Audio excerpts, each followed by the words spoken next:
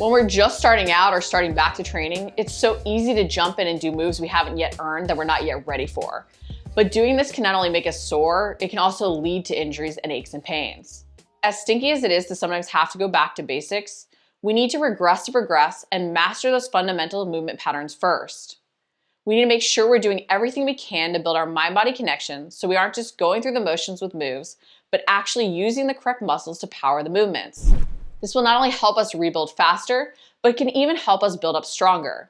We have to remember that every movement is earned and build off those basics. That's why I wanted to share 6 fundamental moves I use not only myself, but also use with any of my clients rebuilding or first starting out with training. These bodyweight moves can help you get in a full body workout and retrain a variety of movement patterns from pressing to pulling to hip hinging to squatting. Move number 1, bulldog hold.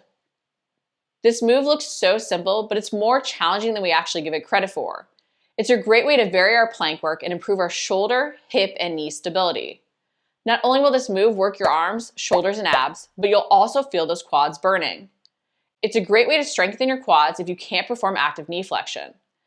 And off of this move, you can build up to fun plank variations as well as crawling movements. To do the bulldog hold, sit up on your hands and knees with your hands under your shoulders and your knees under your hips. Think about engaging the sides of your back as you extend your toes and lift up onto the balls of your feet and your hands. You want your knees to be hovering just off the ground, no more than a few inches up. This makes your quads have to really work. Hold here, bracing your abs as if being punched in the gut. If you find this is too much in your shoulders, abs, or quads, you can modify the movement by placing your hands up on a bench to start. Move number 2, glute bridge. The glute bridge is honestly a key move to include no matter your fitness level. While it may be a main exercise in your workout starting out and move to more of your activation series and warm up as you progress, it's a fundamental move we all need to be very intentional with. It's also often a move we do incorrectly, allowing our lower backs or hamstrings to compensate and work for our glutes. But if you want to get the full benefit of this move, you need to make sure your glutes are driving the hip extension and you're only bridging up as high as you can actually control while using your glutes. To do the glute bridge, sit up on your back with your feet flat on the ground just beyond your fingertips when your hands are down by your sides. You can play around with this positioning based on your mobility, putting them slightly further out. Then bend your elbows to drive your upper arms down into the ground. Tilt your pelvis up towards your ribs to perform a posterior pelvic tilt and engage your abs and glute max before you even lift up off the ground. Then engage your glutes to lift up. Think about driving your knees towards your toes as you drive your upper arms and back into the ground. Don't lose that posterior pelvic tilt and begin to arch as you lift. Make sure to keep your feet flat on the ground and don't let your heels come up. Pause and squeeze your glutes as hard as you can, then lower back down. You want to make sure you aren't arching to get up higher or driving yourself backwards. Feel those glutes and don't let your hamstrings take over. Focus on engaging your glutes more over lifting up higher. You don't want to arch your lower back.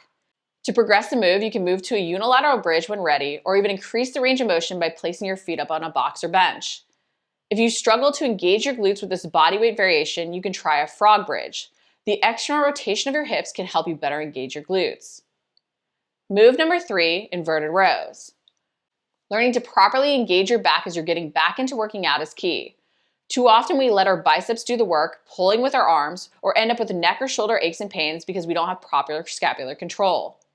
The inverted row is an amazing bodyweight move to learn how to really engage your back to power the pull while having an amazing core strengthening bonus.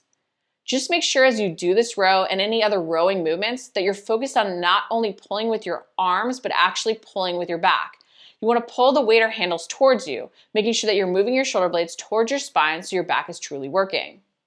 To do the inverted row, you can do this move off a bar or suspension trainer. I love the suspension trainer, especially when first starting out, because you can use a variety of grips.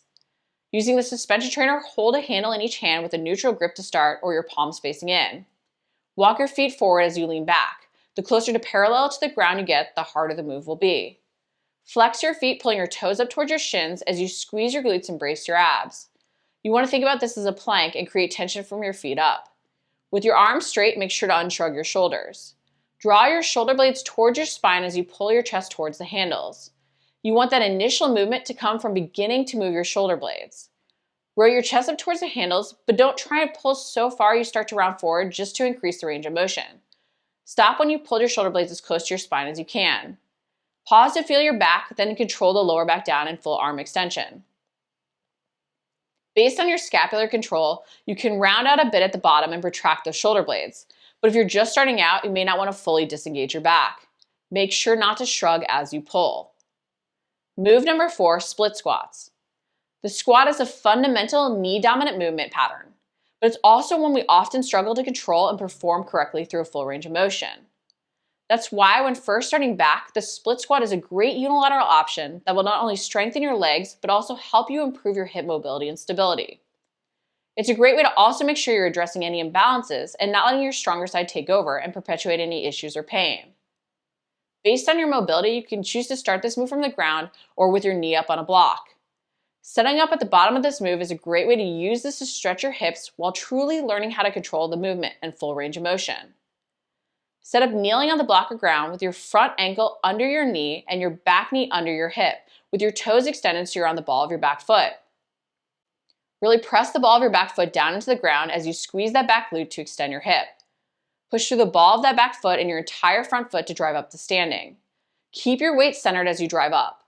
Once standing, slowly lower back down and come to rest on the ground. Then repeat after fully coming to rest on the ground. Focus on your feet and their connection to the ground, and make sure to engage that back glute. Working through this full range of motion will help you maintain your mobility while improving your hip stability. Move number 5, push-ups. The push-up is basically a moving plank, so not only a fabulous core move, but also a great exercise to work your chest, shoulders, and triceps. However, the full push-up from your toes can easily turn into the worm if we don't yet have the strength to perform it, and can lead to wrist, elbow, and shoulder aches and pains. When building back with the push-up, an incline variation works well, as even the knee push-up can be more advanced than we often give it credit for. To do the push-up off an incline, you can start off a wall and slowly lower the incline as you progress. With your arms out in front of you, place your hands on the wall so your hands are just outside your chest. Walk your feet a couple of feet back from the wall so you're leaning into your hands on the wall. Spread your fingers to create tension into your hands and drive your heels towards the ground, flexing your quads. Lower your chest towards the wall, making sure not to shrug. You want your body moving as one unit. Make sure your elbows don't flare up by your shoulders and create a T shape with your body. You want your upper arms and body to create an arrow shape. Once you lower your chest towards the wall, press the wall away to fully extend your arms back out. As you lower the incline, don't do so if you still can't perform a full range of motion. Move number 6, wall hip hinge. The final amazing bodyweight basic I think you need to include as you rebuild is the wall hip hinge. Too often when doing hip hinging movements like the deadlift, we let our lower backs take over and do all of the work instead of engaging our glutes like we should. When we're first rebuilding, it's key we learn to control that proper hip hinge to load our glutes and hamstrings so our lower back doesn't end up overloaded and injured. While you may find you quickly progress past this movement and either add loads to the hip hinge or move to a unilateral variation like the single leg deadlift, this is a great place to start to make sure you aren't simply leaning or rounding over.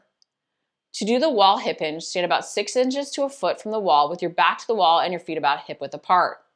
You can cross your hands over your chest as you stand tall. Focus on your entire foot pushing into the ground as you push your butt back towards the wall behind you. Don't start this move by bending your knees to squat down. You're moving at the hips and then softening your knees in response to reaching back. Touch your butt to the wall and make sure to keep your back flat. Don't round towards the ground. Then push the ground away with your feet to drive back up to standing. Your torso will lean forward to balance you as you sit back, but don't let your weight shift forward. As you rebuild, always continue to assess how you feel with moves. Remember, progress is never linear, so at points you do want to step back. We are never above the basics, and there's always more we can do to improve even those fundamental movements. Take your time to rebuild. You need to regress, progress, and earn those harder variations. You want to earn those heavier loads. If you liked the video, make sure to like it, comment below if you have any questions, and subscribe. We're posting new videos each week.